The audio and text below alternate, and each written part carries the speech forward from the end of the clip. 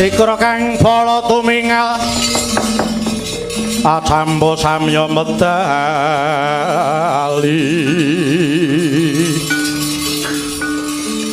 lir tatit wileting ganda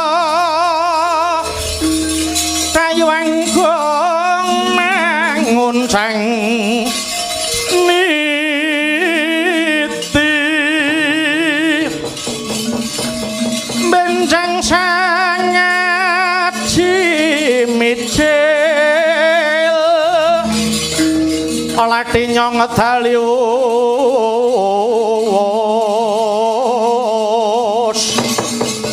kutha Surawilaga kaya buta singa wregil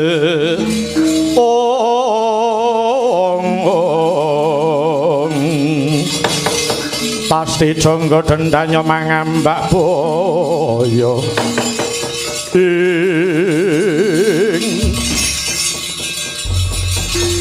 sinun keparengan nimbali ke ngabdi kula pun kapi singon jalma cumadong dawuh kula pun kapi soto bali cumadong dawuh kula pun kapi cocak rawon cumadong dawuh kabeh para wanara mulane jeneng ingsun nglumpukke marang sira kabeh kawula Pancawati padha ngertenana lamun ta wektu dina iki Sinuwun Prabu Rama angles penggalihe awit mrihatinake marang lelakone Gusti Murekyan Sinta ingkang sinidra Narendra Yaksa saka Praja Ngalengkaya ki Prabu Rahwana-raja. Lajeng kados pundi dawuh saking Sinuwun Prabu Rama? Tak kira kowe kabeh wis padha nyumurupi Sinuwun Prabu Rama wektu dina iki duta utawa ngutus marang Anoman kang wigati nak yenake Sang Hyang Rekyan Sinta mapan ana Taman Suka apa ora. Dene dawuh saka Sinuwun kang dak tampa sira kabeh kinen nguntapake tekaning nggih ing Samudra Hindi. Kawula ana nuli dhateng sendika ngestaken dawuh. Nadyan mengkono ana ganjelan sawetara. Nggone Anoman dinuta Sinuwun Prabu Rama katone ponakku anggada kurang nrimakake. Mengko jeneng ingsun kang bakal ngripih marang anggada. Lho inggih. Menika namung kula sumangga kedhat Paduka Sang Narpati. Kang mangkono singon jalma wonten dawuh. Mara enggal metu njaba perintahna kabeh para wanara keparamada pasilan.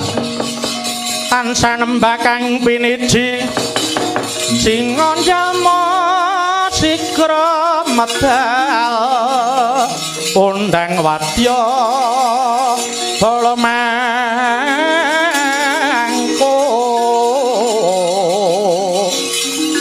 rumahap kang para wadya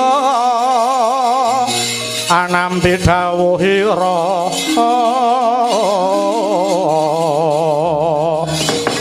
tan wonten kang samya kantun amung nenggo bendhe bidal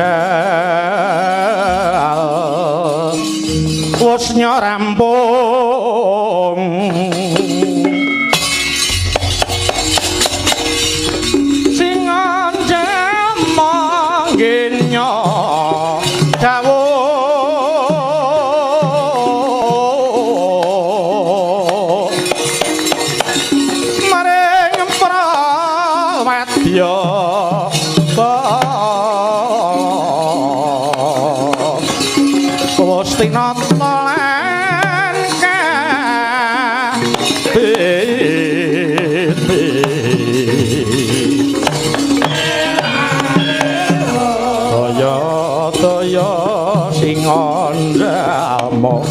turwuninga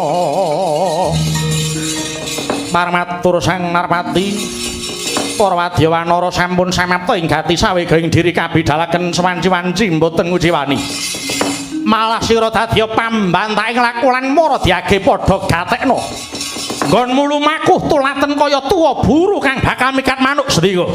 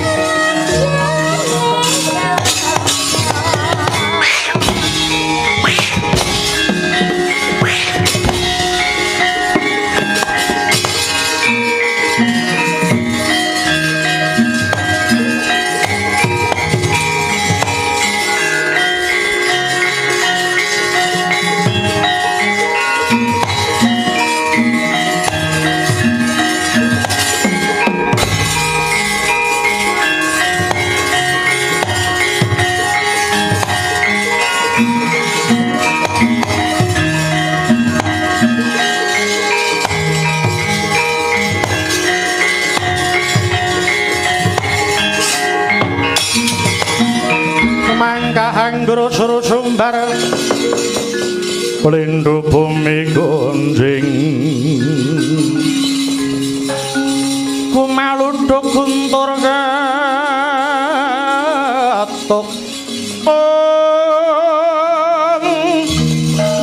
umap kang calodri ulo membak penyu kumambang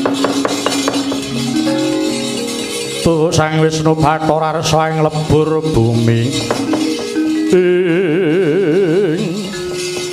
ya jagat Dewa Bathara tawes padake Kapi Mendoswari lan Kapi Mantastra ingkang wis mapan ana kene apa sira Kapi Mendoswari lan Kapi Mantastra bakal nguntapke lakuku nggonku dadi duta marang Praja Ngalengka.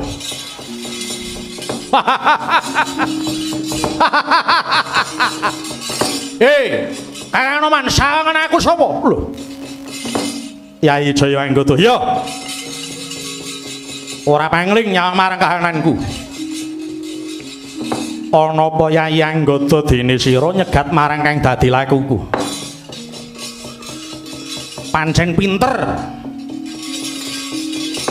Pancen umurmu luwih tuwa tinimbang Anggata dasare yen bab perkara mung arep golek rai pinter kowe Kang. Karepmu piye ora usah tak takon. Kowe nyampluk jenengku nyampluk rasaku ana ngersane Sinten Prabu Rama. Nalika semana iki ditimbali sowan kuwi aku karo kowe ditanting sapa kang saguh dadi duta. Aku saguh 30 dina bali. Ning kowe nyidak kelawan kesaguhanku. Buktine kowe saguh 15 dina bali. Pancen ora tak rasake. Ning bareng tak gagas ya mong kowe Kakang Anoman kepengin nyidak jenenge Anggata aja nganti jedul.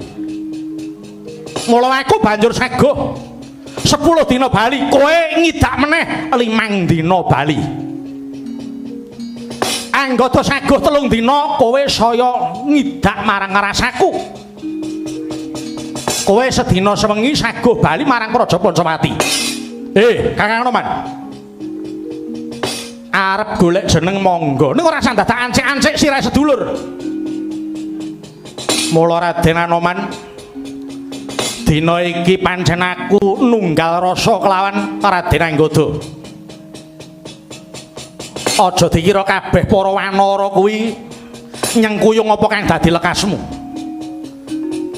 Yen olehmu dadi duta ora ngina marang sapepadaning liyan aku trima. Ning gandeng aku rumangsa ngestu padha ngersani Raden Jaya Anggata aku ya ora lila. Yen Raden Jaya Anggata mung tok idak-idakno ngersani Prabu Rama, semono aku ya ora trima. Mengko dhisik Yai, aja guru sumundak keseluru. Pun Kakang lahir tumusing batin ora duwe niat bakal ngias marang apa kang dadi kesaguhanmu.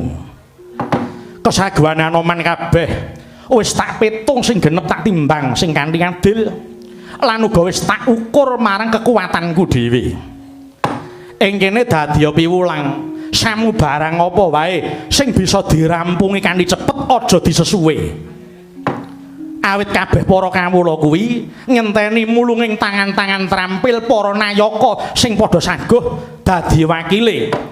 Mula aja nganti gawe gelo. Yen enggal bisa dirampungi, tak jaluk ya disengka karebene enggal rampung perkara kuwi. Kena kowe duwe pawatan kaya mengkono kena. Yen nalika kuwi Sinten Prabu Rama nimbali kowe dhewe. Ning sing ditimbali aku karo kowe. Kakang Anoman, malah aku ki sujana. Yen kowe saguh dadi duta, malah aku melang-melang rasane atiku. Gedhe rasa tresnaku, mbok ayo nyoba. Mumpung sira Kakang Anoman durung adu arep kelawan Wadyabala Ngalengka sing sura sekti para raseksa sing duweni kasekten. Mbok ayo Kakang Anoman tak jajal dhisik sepira sing dadi kekuatanmu. Yen Kakang Anoman bisa ngasorake Gridane Jaya Anggata lulus olehmu dadi duta. Ning yen nganti Kakang Anoman ora bisa ngasorake gridane Jayanggada. Aja gelo yen to kelungguhan Senopati pindah sinampirake marang Jayanggada. Di wis ora ana wektu kanggo pasulayan. Kahanan urut renteng ngene iki wis ora ana gunane pasulayan. Eling pun Kakang kelawan Si Adiwi isih sedulur. Nunggal bangsa, nunggal basa, nunggal negara yen to nganti pasulayan ing ngatasi padha bangsa Wanara. Wong jaban rangkah sing ora seneng marang kemanunggalaning para Wanara bakal keplok-keplok nyawang kahanan Pancawati sing kaya mengkene iki. Mula dipun Kakang ora bisa nglanggati apa sing dadi kekarepan. Wah, wis ora urung ya kowe jirih. Yen nganti kowe ora gelem ngladeni apa sing dadi kekarepanmu genah kowe iki nek munyuk pinjungan, kowe munyuk banci sing kembenan minting-minting Kakang Anoman. Kakiatri sanggape rangu. Ora nanggul kinempit-empit. Kok sanger naning kawono. Ya si tukang balang ati, ya si tukang ana sing tias. Ya si tukang kudu garing. Ya. Yen pancen mengkono kang dadi niatmu, aku ora bakal suwala ideping tekad mung nyeneng marang rasamu. Ora sandadak dawa cerita. Ayo mara. Ketoken kadigdayanmu. Aja to anggap aku sedulurmu, anggepen wae aku wong Alengka sing dadi musuh Prabu Rama. Karepen ora tida-tida ngomong ngetok marang kekuatan. Ditonton wae sapa sing njrebabandepani Bantala kene. Karepmu tak ladeni sing dadi karepanmu.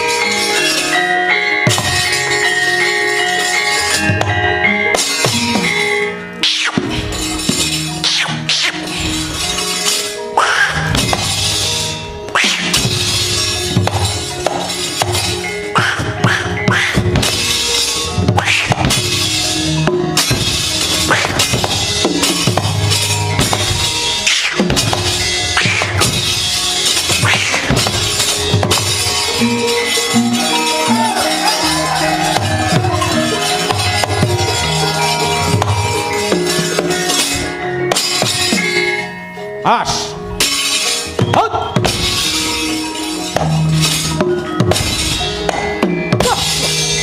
Wait. Ya. Oh, hoi. Wait. Oh, wait, wait.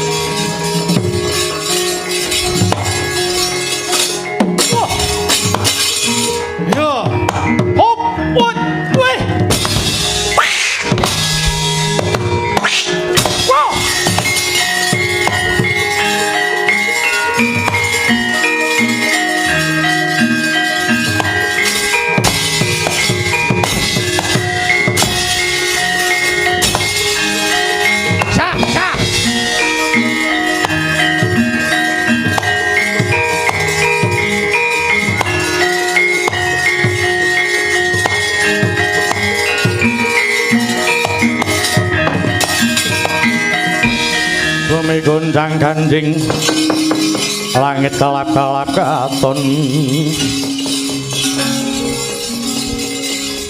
lir kincanging sang mawe gandrung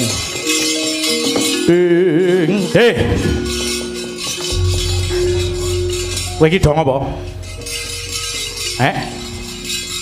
Kowe iki dong apa? Arep rupamu ki munyuk ning kowe ora munyuk alasan, ngerti? Kowe munyuk sing nalarmu genep. Isa tata jalma tur dasare kowe suwita marang Narendra. Anoman, wonten dawuh. Anggada ki apamu? Adi kula. Anggada. Wonten dawuh. Anoman apamu? Mengsah anu kakang kula.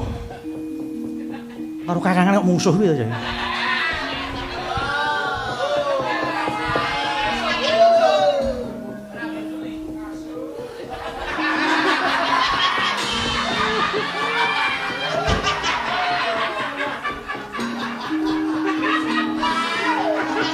Kowe padha-padha swita sinuwun Prabu Rama. Sinuwun Prabu Rama. Nadyanta kaya wanara kudune kowe duwe rasa isin. Sugriwa ora bakal kekilapan sejarah Anoman. Sejatine iki turasing dewa. Dewa wae ora dewa cilik. Ewadene ora iso meper. Hardane kanepsun. Kula namung ngladosi adi kula cah nggoda. Ingkang ngladosi menika kula, Paman. Kakang Anoman menika gembelo mesakanipun. Dupe dados dutanipun Prabu Rama. Kula mboten ngrumaos cenges dhateng Yayi Anggoda. Namung piyambakipun gething mburu sengit kaliyan kula. Ora cenges piye? Nyatane kesaguanmu ngidak para kesagone Anggoda. Cukup. Ayo muni kok gecek jes ngomong.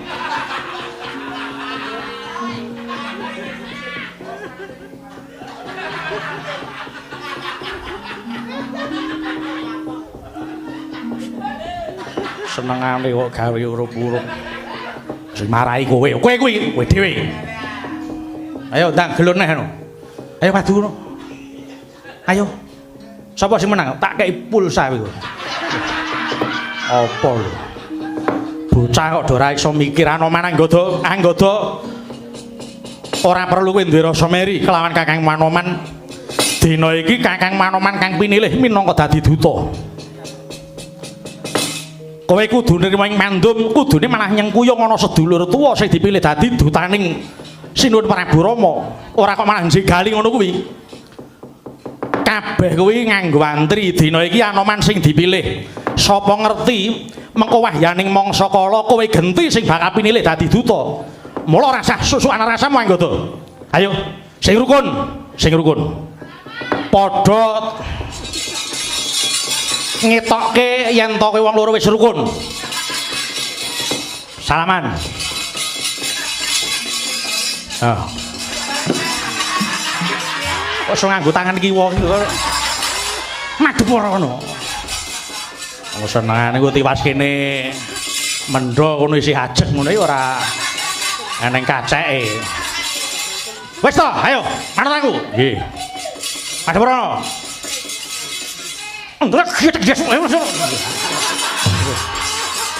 Ayo. Sing gedhe pangapura. Yo. Yo sing halus. Yo Kakang, ngono lho. Kok yo kok matane menteleng iki. Aku njuk ngapura yo Kakang. Yo. Muga-muga lahir batin, lahir batin. Nen tak ora tak rekam ndak Cak.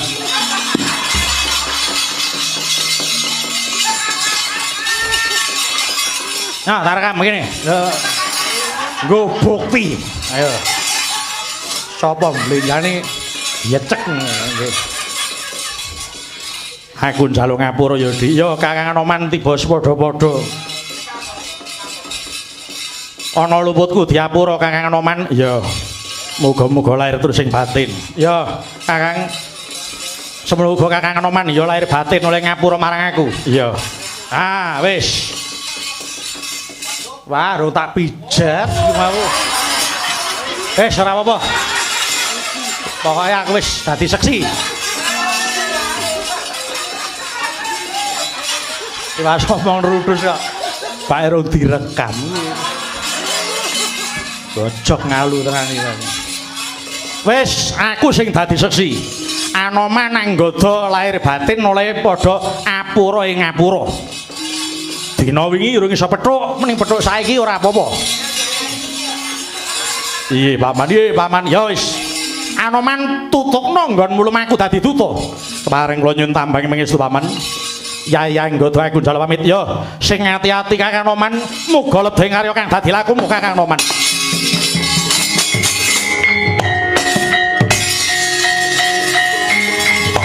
Ah, ngono. Ora usah dibaleni neh, mboten. Ah, dibaleni tenono wis isin-isinke aku.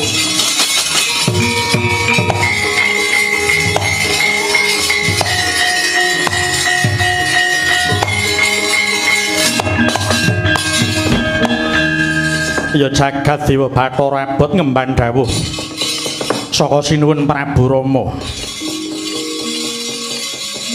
Yen ta ora ana pepayung saka sawening dewa ingkang wenang handum kabegjalan ngreksa marang jejeking adil tangih kelakon aku dadi dutaning Sinuwun Prabu Rama. Anoman ora bakal kekilapan sadurunge budal marang Alengka. Luwih dhisik bakal sono ngersaning Kyai Semar Badranaya aku.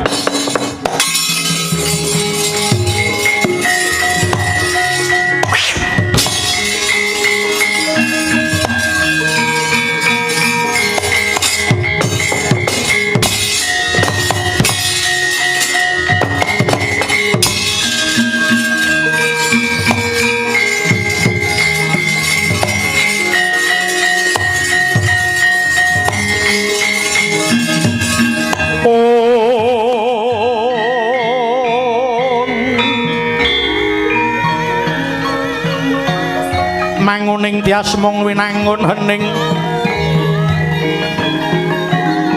manungsuling nala mung ngosikke wala